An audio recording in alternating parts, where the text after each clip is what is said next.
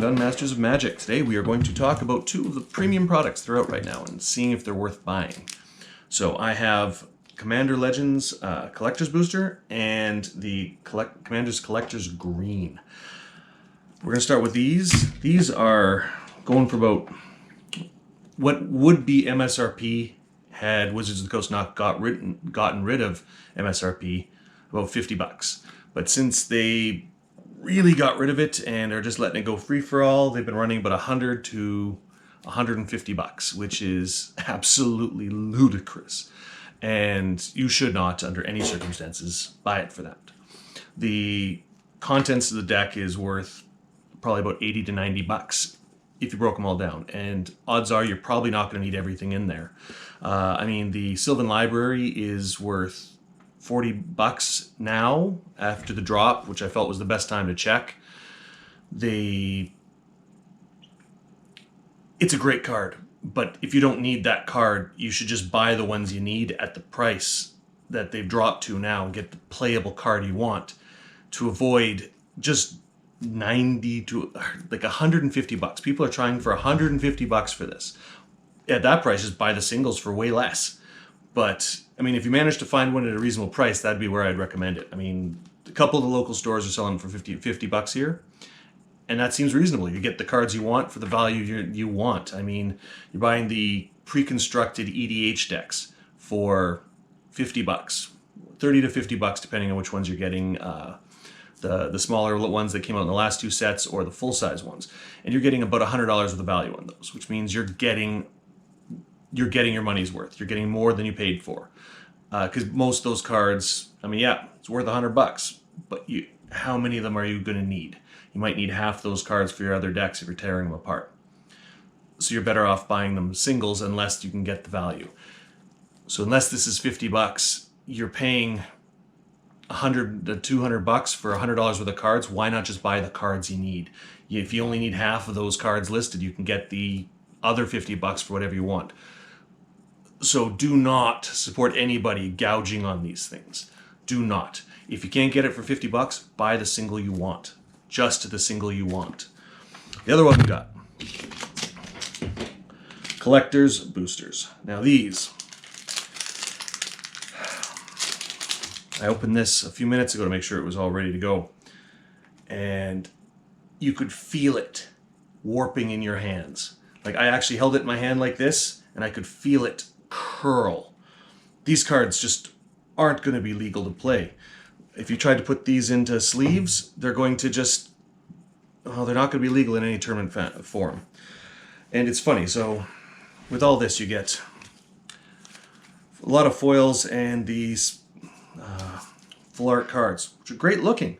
But I think that the fact that these have become so commonplace that foils are no longer worth, they used to be worth 2 to 3 times what the card was worth. You got a great card and it was in foil, it was worth even better. You got a full art card and it was worth way more, but they seem to be in every friggin' pack now.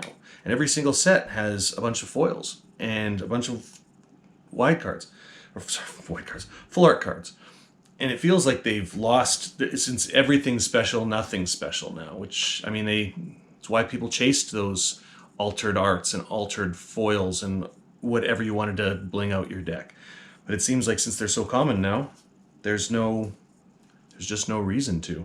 And they're no longer holding a value. But man, that curl is insane. I mean, you can literally see in the pack where the foils end and the full arts begin.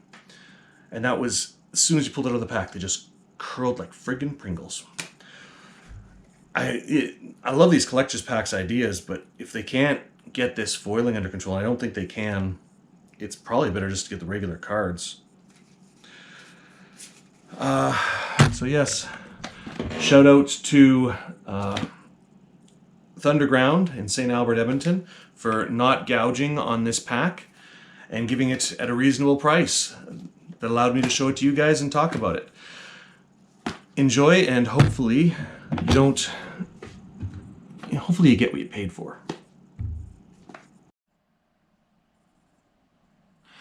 All right, so I'm going to show you why it seems like there's no excuse for what they're doing. All right, so these 3 cards here, perfect perfectly straight cards. As if they were fresh out of the pack, non-foil cards, right? Perfect. And that is a nice Xenagos and 2 of his friends etched foils. So these are the etched foils. They look gorgeous. I mean, look at these things. There's a nice shine to them. They are what you'd want in a foil. They're just fantastic. And they're playable. They're legally playable. These two are foils of the same pack. The same pack. The only difference is they're the regular foils. And if I put them side by side, there really isn't much of a difference between the cards. There just isn't. I mean, if I put these in front of you and said they were foils, you'd believe me. If I had to make you pick them apart, you might be able to get them.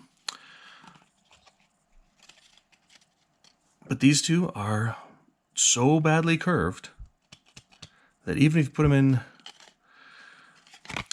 if you sleeve them, they're still going to be recognizable in the deck and probably illegal in a tournament.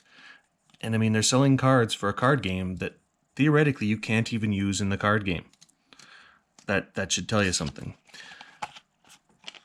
So, I don't know, maybe they should just figure out what's the difference between these ones and see if they can just go with the etched. I mean, are the etched foils that much more expensive to create in a game where they're just basically paying for the art and the production of a card is the production of a card? Because it'd be nice to be able to play these cards. I mean, Xenagos is great. I mean, nobody's going to complain about pulling that out of a pack. You can use it, you can play it. He's somebody you'd want to make a deck out of. These ones, they just so badly curled and so badly marked that I don't think the advantage is worth it. All right, I just wanted to show you those up close and personal and see if you could see the frustration a lot of the players have with this setup. And hopefully they can fix it. Well, we shouldn't expect them to, I guess. That's not their style.